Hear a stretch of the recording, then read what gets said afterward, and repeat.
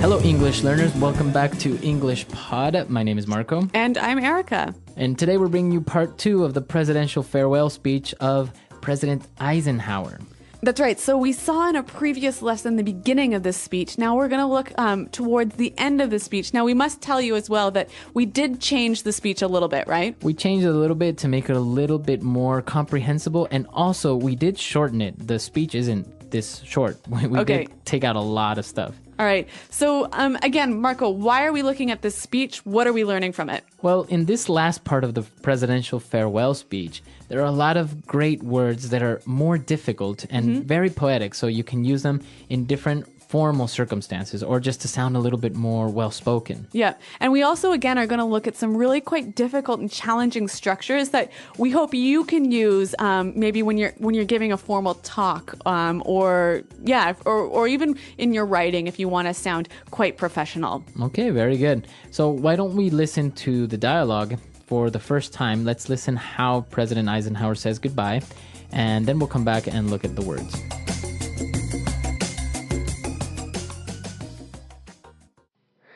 We now stand 10 years past the midpoint of a century that has witnessed 4 major wars among great nations. 3 of these involved our own country. Despite the carnage of these conflicts, America is today the strongest, the most influential, and the most productive nation in the world. We are understandably proud of this preeminence, yet we realize that America's leadership and prestige depend not merely upon our unmatched material progress, riches, and military strength, but on how we use our power in the interests of world peace and human betterment. Throughout America's adventure in free government, such basic purposes have been to keep the peace, to foster progress in human achievement, and to enhance liberty, dignity, and integrity among peoples and among nations. We pray that peoples of all faiths, all races, all nations, may have their great human needs satisfied, that those now denied opportunity shall come to enjoy it to the full, that all who yearn for freedom may experience its spiritual blessings, that those who have freedom will understand also its heavy responsibilities, that all who are insensitive to the needs of others will learn charity, that the scourges of poverty, disease, and ignorance will be made to disappear from the earth, and that in the goodness of time all peoples will come to live together in a peace guaranteed by the binding force of mutual respect and love. Now, on Friday noon, I am to become a private citizen. I am proud to do so. I look forward to it. Thank you, and good night. Well, that certainly was a very moving speech, hey? Very moving and to a certain point a little bit religious, huh? Yeah, I think we'll talk a little bit about that a little bit later, but let's concentrate on the language now. So we'll go to language takeaway. Language takeaway. All right, on language takeaway today, we'll start with our first word, and it's preeminence. All right, we are understandably proud of this preeminence. A preeminence. So preeminence, what is this? Basically, it's the state of being the leader of something. Okay, so in this case, America was the preeminent nation. Right, so they were coming up, they were very prosperous, so they had a preeminence in the world. All right, so I think we can see here you can use this as an adjective, a preeminent nation, or as a noun, an uncountable noun, the preeminence of our state. Very good. Since we can use this word as a noun and an adjective, why don't we listen to some more examples so we can get a better understanding of it? Example 1. Now please welcome Dr. Frank Hicks, the world's most preeminent expert on nuclear biology. Example 2. He's been a leader in his field for 25 years, and his preeminence has never been questioned. Example 3. Carol Dixon is one of the most preeminent experts in green technology. All right, well, Eisenhower is talking about all of the things that the American people had done since they became a free nation, and one of these things was to foster progress in human achievement. Foster progress in human achievement. Well, I like this verb a lot, to foster something. So if I say to foster progress or to foster something, what am I saying? To help something grow and develop. To take care of it, to nurse it. Yeah. We very commonly hear this word associated with children, right? A foster child. Yeah. So what's that? If you have a foster child, you are basically taking care of a child because the parents can't look after him. It's not like adopting because it's not actually legal. It's just that you're helping somebody out by raising this child. Right. So we can see the connection there, a foster child to foster something. But this is really a great word, and I think it would help to give a couple of examples of how we could use it. So for example, I can say our company is looking to foster better creativity in the workplace. Or we could say, here at Praxis Language, we foster the development of your English. Very good. So the word foster. Now, moving on, in his speech, he was talking about nations and faiths and different types of groups, and he said, all who yearn for freedom. All right, this is a great phrase. All who yearn for freedom. To yearn. So to yearn for something. Now, if I yearn for freedom or I yearn for something, it's basically that I really want it in my heart. Yeah, you really wish for it in a way that's almost painful. You want it so badly.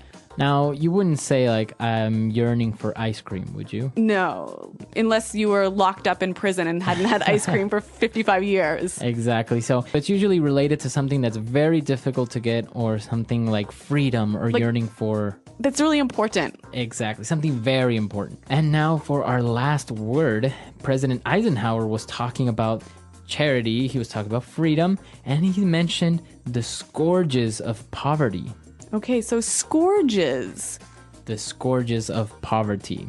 Scourges is a really difficult but interesting word. So why don't we hear a few more examples to help us understand it? Example 1. Malaria is a disease that continues to be a scourge to the developing world. Example 2. One day we hope to eliminate the scourge of cancer.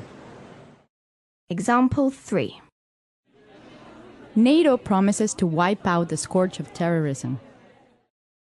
So as we can see, the scourges of something basically is the cause of pain or suffering. Mm-hmm. So now relating it back to the text, we see scourges of poverty. Yeah, scourges of poverty, scourges of disease, and scourges of ignorance. All right, so we can see that poverty, ignorance, and disease cause a lot of really terrible things, right? Exactly. So that's why we say they are scourges. Okay, so scourges. Now, so that brings us to the end of our words for takeaway today. But, as we talked about earlier, we've got some really difficult and interesting structures to look at now in Fluency Builder.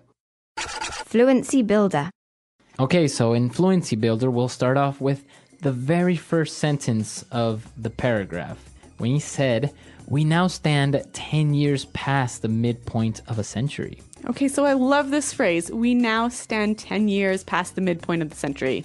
Now, it's interesting because he is making reference to the future in the present. Mm-hmm. And he's using a great phrase to do that. We now stand. Mm-hmm. Now, we can change it a little bit and use the first part, we now stand, in different circumstances. So why don't we listen to a couple of examples?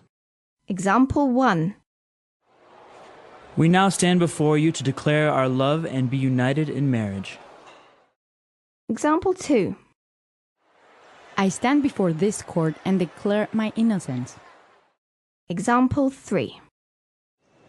Together, we now stand before this great challenge and we will fight arm in arm to defeat poverty. All right, so you can see that this is a wonderful phrase to use maybe in a formal speech, right? Right, or a wedding again, or a formal ceremony. Yeah. So, and it gives you this idea, this sort of very poetic image of people sort of almost standing at the cliff, standing before some big change that's about to take place. Exactly. So 10 years past the midpoint of a century, the United States has witnessed 4 major wars, right? Okay. And, well, he said, despite the carnage of these conflicts, America is today the strongest, the most influential, and most productive nation in the world. Okay, so a great structure here. Despite the carnage of these conflicts, America today is the strongest, blah, blah, blah, blah, blah. Right. Now, let's look at that first word, despite the carnage of these conflicts. Okay, so carnage, what's that? Carnage is like a massacre, right? Where many people got hurt or killed. Okay, so a pretty violent situation when a lot of people died. And now, why does he use this word despite? Okay, so he's basically saying even though we had all of this death and violence in this century, we're still the greatest nation, blah, blah, blah, blah, blah. Exactly, that's exactly it. I can say, for example, despite the economic crisis the world is going through, our company has an enormous opportunity to grow and be more profitable. Okay, or if we want to take it and imagine we're at a wedding, we might say something like this. We could say, despite the many difficulties this couple has faced, they have a very bright and happy future together. Very good. And now, if we take a look at the last paragraph, it's very interesting because it's one sentence. It's a really long sentence. It's a very long sentence. So even though it's not a phrase, let's take a look at the punctuation of this paragraph. Okay, so Eisenhower starts out by saying, we pray that peoples of all faiths, all races, all nations may have their great human needs satisfied. And then we have a semicolon there, right? Right. So why do we have a semicolon? Well, here's what he's doing. He's saying, we pray for something. And then he's listing the many different things that he's praying for. Okay, so it's basically a list. Yep. Okay, so we know that when you're writing a list, we commonly use commas between all the things that are in this list. But here, because they are long and complex ideas, a comma is not enough. Right. You need a semicolon. Okay, so we can see here from the text that the semicolon is a great way to separate ideas, big ideas, complex ideas in a list. Exactly. So you can use it and not necessarily have to end your sentence or that each idea become one sentence. You can all just make it in one big sentence. Yep. You know, and actually I remember back to high school, Marco, my teacher told me, hey, if you throw in a few semicolons into your writing and do it properly, you'll really impress people. All right. So this is good advice that you can take and throw in a couple of semicolons, a little bit of commas here and there, and it'll look like you really know how to write. Yep. Okay. So with that in mind, why don't we listen to what Eisenhower wrote one last time?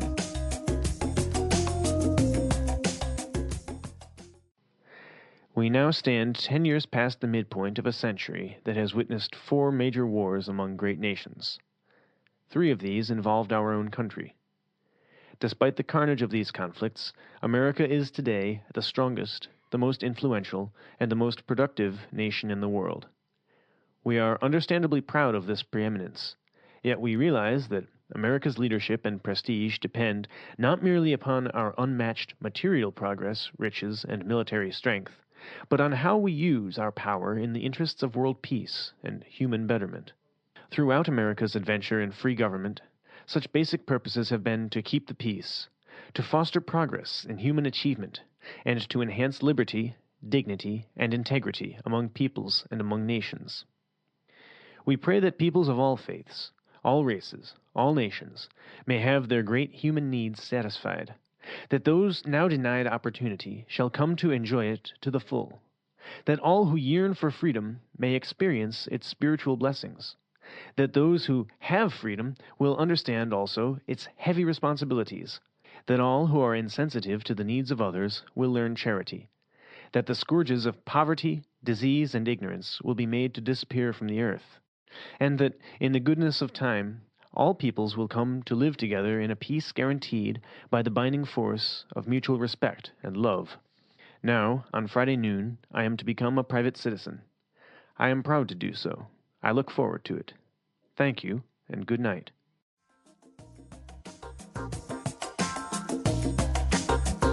All right, we're back, and we're here again with Pete, our voice actor for the second part of the dialogue. And Pete, we have a couple more questions for you today. Cool. So I hear in Eisenhower's speech that he keeps referencing God. Like he keeps saying, I pray, blah, blah, blah, blah, blah. He said Godspeed, blah, blah, blah, blah, blah. So what's up with that? Why is he talking about God? Well, this is a very interesting question.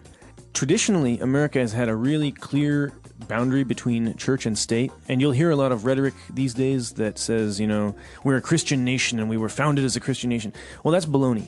Baloney, so it's not true. At the time when the country was founded 200 years ago, it was overwhelmingly Christian. If the founding fathers, as we call them, like George Washington and them, if they had wanted a Christian nation, they could have had it.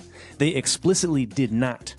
And a lot of people since then have gotten that confused. And now when we have a very large Muslim population, we have Buddhists, we have, people in all various different kinds of, Mormonism and everything, it's even less possible now. So I'm kind of baffled when I hear people say that America is a Christian nation. But you even have it now in the coins, or on the money, right? It says, "In God we trust." Right. That started in the early 20th century. I think that was Teddy Roosevelt era. He opposed that. Roosevelt was really opposed to that. But and then what happened? They approved it. Yeah, and people said later, like Eisenhower talking about this stuff. In America we have something called the Pledge of Allegiance, which I don't think you guys probably have. Not in Canada. yeah. Obviously, you wouldn't do it to America, but to your own. It's kind of like a salute to the flag, right? Yeah, it's a little bit nationalist. I did it growing up. You put your hand over your heart and you face the flag and you say, "I pledge allegiance to the flag of the United States of America and to the republic for which it stands, one nation under God, indivisible, with liberty and justice for all."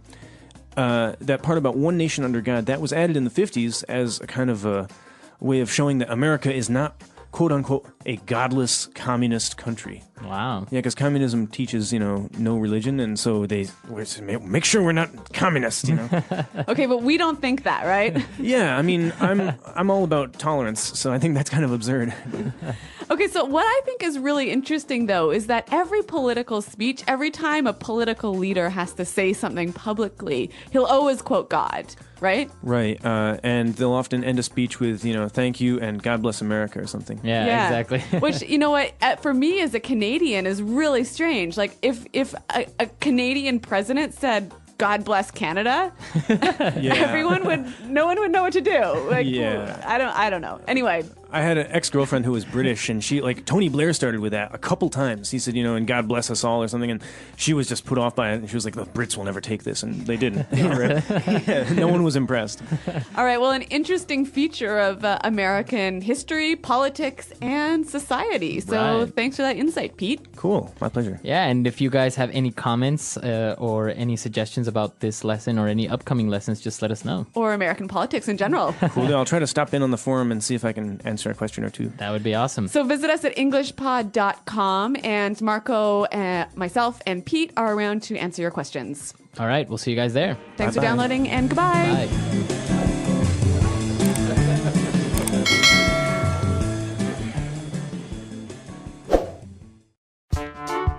The English Pod Audio Review. Listen to the meaning, then say the vocabulary word. To help something grow or develop. Foster. Badly affected by disease, pain, grief, etc. Stricken. To feel a strong desire or wish for something. Yearn.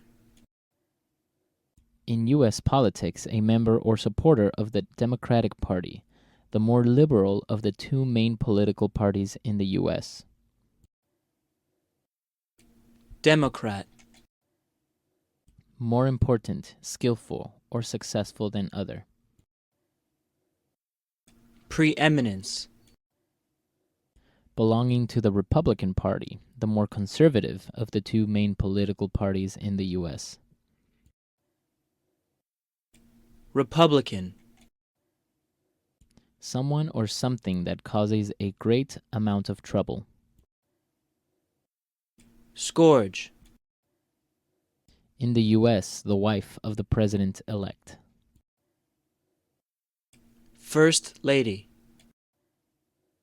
To be in a particular place or position. We now stand. An operation or series of operations energetically pursued to accomplish a purpose.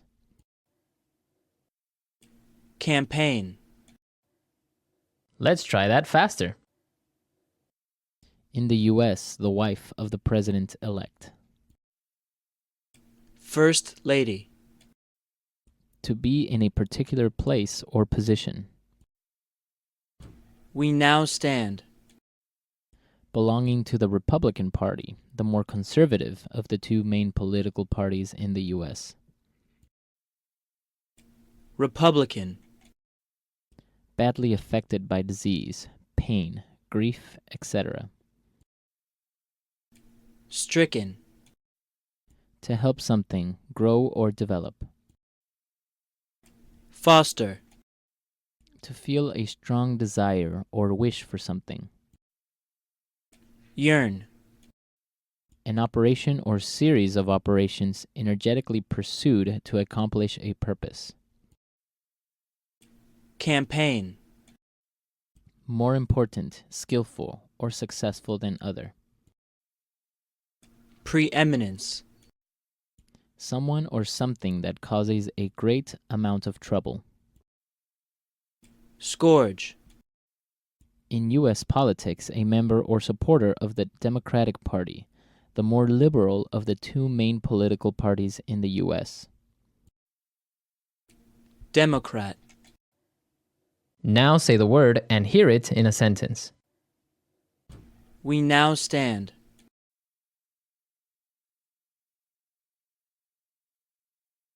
We now stand before you to declare our love and be united in marriage. We now stand. I stand before this court and declare my innocence. We now stand.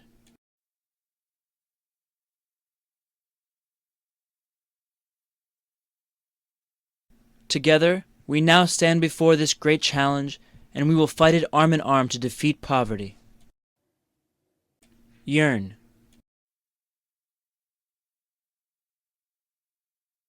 We must fight for those who yearn for their freedoms. Yearn.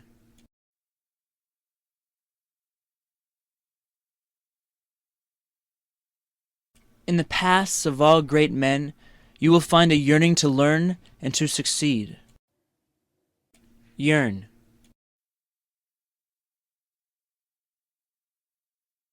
I'm yearning to find someone who will love me for me. Preeminence.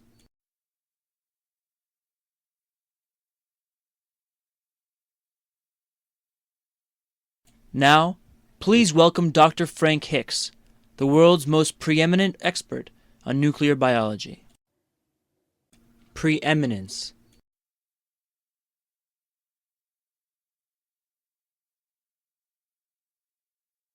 He's been a leader in his field for 25 years, and his preeminence has never been questioned. Preeminence.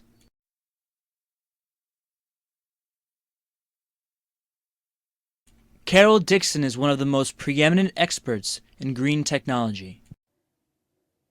Foster.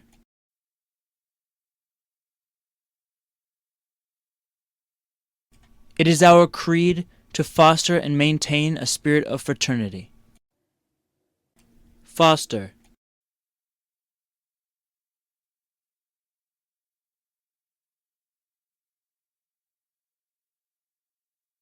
To restore our country to the glory of its past, we must foster an attitude of determination in social service. Foster.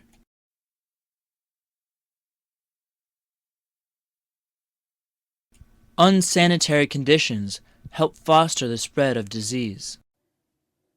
Scourge.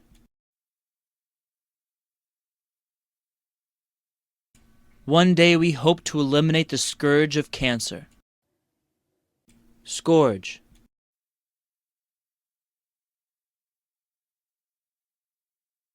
Malaria is a disease that continues to be a scourge to the developing world. Scourge.